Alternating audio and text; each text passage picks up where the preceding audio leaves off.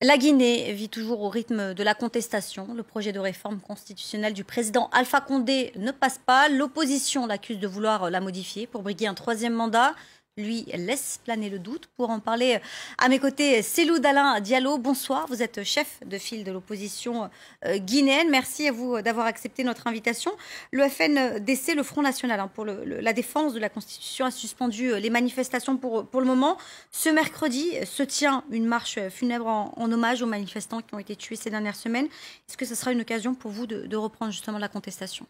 Oui, il faut rappeler que la première semaine de manifestation, nous avons eu droit à une répression sanglante. Aujourd'hui, il y a un total de 13 citoyens qui ont perdu la vie, qui ont été assassinés à bout portant par les forces de l'ordre à Marella, à Mamou et surtout à Conakry. Donc nous allons les enterrer demain et organiser une marche funèbre pour les accompagner de l'hôpital Ignasdine jusqu'au cimetière de Bambito où il y a un carré réservé aux victimes d'Alpha Condé. Je rappelle qu'ils sont déjà 117 aujourd'hui, des citoyens qui ont été abattus, comme je l'ai dit, à bout portant et qui n'ont jamais eu droit à la moindre enquête, à la moindre compassion et à la moindre justice. Alpha Condé a appelé ces dernières semaines à faire la lumière sur ces morts. Est-ce que pour vous, ça serait peut-être sa volonté d'essayer de comprendre ce qui s'est passé ou pour vous, pas du tout? Non, pas du tout. Je ne pense même pas parce qu'il a pris déjà des engagements à l'occasion des dialogues politiques. Le gouvernement s'est engagé à diligenter des enquêtes sérieuses pour identifier les auteurs de ces crimes. Il n'a jamais voulu. Le premier conflit qu'il a eu avec Maître Sako, le ministre de la Justice qui a démissionné récemment, c'est lorsque celui-ci a voulu mener des enquêtes pour identifier les auteurs des crimes commis lors des manifestations politiques.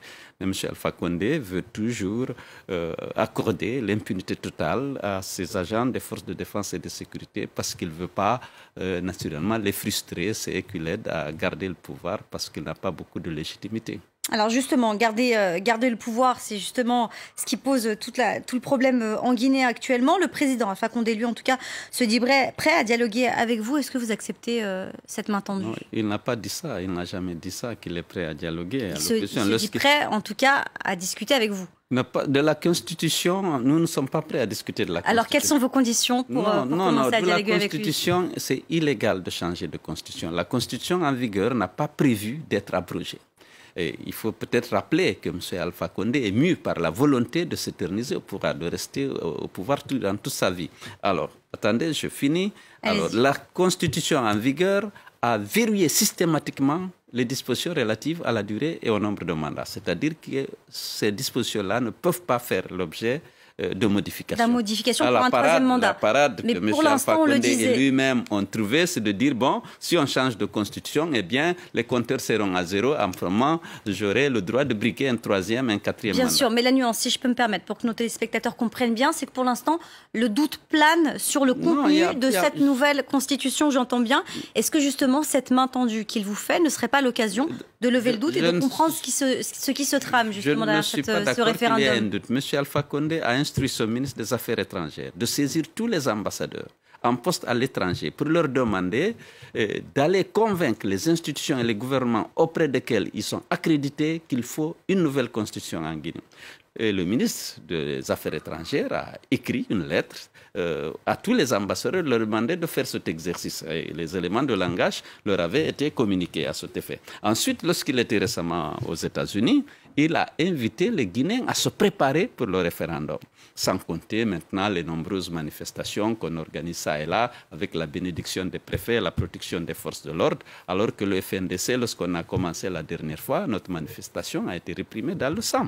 Même si la toute dernière, qui a mobilisé plus d'1 million de personnes, 1 500 000 exactement selon les estimations des observateurs, eh bien, cette manifestation avait été autorisée suite à la pression des partenaires techniques et financiers. Alors, nous n'avons pas eu la réponse sur le fait est-ce que vous acceptez ou non de dialoguer, en tout cas avec Alpha Condé. Mais puis j'en profite de votre présence en France. Qu'est-ce que vous attendez du gouvernement aujourd'hui français ou de l'Union européenne, par exemple?